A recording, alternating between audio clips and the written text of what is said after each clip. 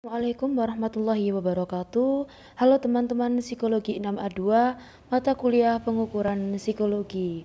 Baik, kali ini kelompok 5 akan mempresentasikan terkait efektivitas distraktor. Di sini kami beranggotakan 8 orang.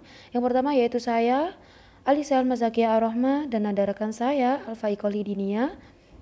Terdapat juga rekan saya bernama Reza Triana, dan ada rekan saya Amalia Firda Afifa, dan rekan saya Yumna Fadila Rifda, dan rekan saya Novi Kumala Eka Anggraini, serta ada rekan saya Anissa Nur Mahfiro dan Muhammad Dimyati. Oke, slide pertama akan saya jelaskan, yaitu efektif atau tidaknya suatu distraktor pada suatu item dapat dianalisis dari distribusi jawaban terhadap item yang bersangkutan pada setiap alternatif jawaban yang telah disediakan. Jadi di sini kalau kita ingin melihat efektif atau enggaknya distraktor sebelumnya, kalian juga harus tahu nih, distraktor itu apa sih? Distraktor itu pengecoh. Jadi misalkan di satu pilihan ganda itu kan nggak semua ya jawabannya benar, ada juga pengecohnya. Nah, ada jawaban yang salahnya, gampangannya kayak gitu ya. Nah, yang jawaban salahnya ini itu namanya distraktor. Jadi untuk mengetahuinya itu kita dapat menganalisis dari distribusi jawaban dari item-item yang bersangkutan di setiap alternatif jawaban yang telah disediakan. Nah, slide selanjutnya, kenapa efektivitas distraktor harus diperiksa?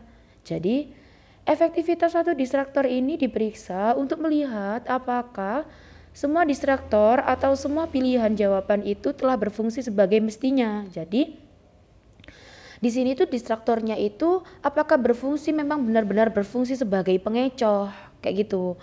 Nah, terus sedangkan atau jawaban yang memang benar ini memang benar-benar efektif sebagai emang jawaban yang benar gitu.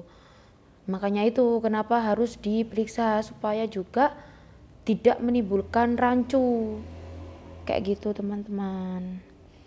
Oke, slide selanjutnya akan dijelaskan oleh rekan saya, yaitu dijelaskan oleh Mbak Dini. Kepada Mbak Dini dipersilahkan. Baik, saya Alfa Iqolidinia akan menjelaskan tentang keefektivitasan distraktor itu. Efektivitas distraktor itu dilihat dari dua kriteria. Yang pertama yaitu dengan melihat distraktor yang dipilih oleh siswa dari kelompok rendah. Dan yang kedua itu pemilih distraktor tersebar relatif proporsional pada masing-masing distraktor yang ada. Distraktor yang tidak ada pemilihnya sangat mungkin disebabkan karena isinya yang tidak relevan, atau juga mungkin karena penggunaan kalimat yang kurang tersusun dengan baik, sehingga tampak seperti pilihan yang salah, baik itu oleh kelompok rendah maupun kelompok yang tinggi. Dan sebagian besar ahli tes itu mengatakan bahwa tes pilihan ganda yang dikatakan baik itu jika peluang menebaknya berkisar antara 20% sampai 25%. Jadi, pemberian distraktor sangat penting diperhatikan agar suatu distraktor dapat dikatakan efektif, begitu. Perhitungan distraktor. Di dalam perhitungan distraktor, terdapat rumus fungsi distraktor. Rumusnya adalah sebagai berikut. IP sama dengan P per N besar dikurangi P, dibagi N kecil dikurangi 1, dikali 100%. Di mana IP di sini adalah indeks pengecoh, P adalah jumlah peserta didik yang menjawab pengecoh, N besar diartikan sebagai jumlah peserta didik yang ikut tes, P adalah jumlah peserta didik yang menjawab benar pada setiap soal, lalu N kecil artinya adalah jumlah alternatif jawaban atau opsi.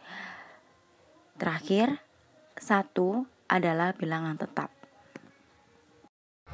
Rumus daya pembeda untuk soal objektif. D sama dengan PA dikurangi PB, atau bisa juga D sama dengan PH dikurangi PL. D sendiri merupakan angka indeks diskriminasi item. Sedangkan untuk PA atau PH merupakan proporsi peserta didik kelompok atas yang dapat menjawab dengan betul butir soal yang bersangkutan. Sedangkan untuk PB atau PL merupakan proporsi peserta didik kelompok bawah yang dapat menjawab dengan betul butir soal yang bersangkutan. Selanjutnya yaitu rumus daya pembeda untuk soal uraian. Nah, rumusnya dapat dilihat pada PPT berikut ini dengan keterangan DP yaitu daya pembeda, kemudian X bar KA sama dengan rata-rata kelompok atas, X bar KB sama dengan rata-rata kelompok bawah dengan kriteria yaitu apabila nilainya 0,40 ke atas maka sangat baik. Kemudian untuk nilai 0,30 sampai dengan 0,39 sama dengan baik. Untuk nilai 0,20 sampai 0,29 berarti cukup. Namun soal perlu perbaikan. Nah, yang terakhir yaitu dengan nilai 0,19 ke bawah yang berarti kurang baik dan soal harus dibuang. Baik, setelah kita menghitung daya pembeda untuk soal uraian, langkah selanjutnya yang bisa kita ambil adalah mengukur tingkat kesulitan untuk soal objektif. Rumus tingkat kesulitan untuk soal objektif adalah dengan menggunakan rumus P sama dengan NP dibagi N atau P sama dengan B dibagi JS. Keterangannya yaitu P merujuk pada proporsi atau angka indeks tingkat kesukaran soal, sedangkan NP merujuk pada banyaknya siswa yang menjawab betul per item soal, dan N merujuk pada jumlah siswa yang mengikuti tes. Mengenai bagaimana cara memberikan penafsiran terhadap angka indeks kesukaran soal, Robert L. Thorndike dan Elizabeth Hagen dalam bukunya yang berjudul Measurement and Evaluation in Psychology and Education mengemukakan sebagai berikut. Jika hasil perhitungan tersebut menunjukkan kurang dari 0,30, berarti soal objektif tersebut dianggap terlalu sukar. Sedangkan jika hasil perhitungan tersebut menunjuk pada angka 0,30 atau sampai dengan 0,70, maka soal objektif tersebut tingkat kesulitannya cukup atau sedang. Sedangkan jika hasil perhitungan dari rumus tersebut menunjukkan pada angka 0,70, maka soal tersebut dianggap terlalu mudah. Baik, penjelasan berikutnya akan disampaikan oleh rekan saya yang lainnya. Terima kasih. Saya, Anissa Nurmafiroh, akan menyampaikan mengenai rumus tingkat kesulitan untuk soal uraian, yang dimana rata-rata sama dengan jumlah skor peserta didik setiap soal per jumlah peserta didik. Sedangkan untuk tingkat kesukaran sama dengan rata-rata per skor maksimum setiap soal. Dengan kriteria kurang dari 0,30 sama dengan terlalu sukar, 0,30 sampai 0,70 sama dengan cukup atau sedang, lebih dari 0,70 sama dengan terlalu mudah. Kriteria interpretasi hasil perhitungan daya pembeda. Daya pembeda atau biasa disimbolkan dengan D. Daya beda ini adalah kemampuan soal untuk membedakan antara siswa yang berkemampuan tinggi dengan yang berkemampuan rendah. Sekian dari presentasi kami.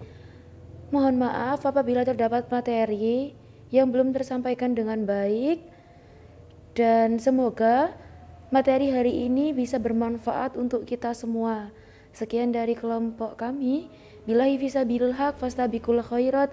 Assalamualaikum warahmatullahi wabarakatuh.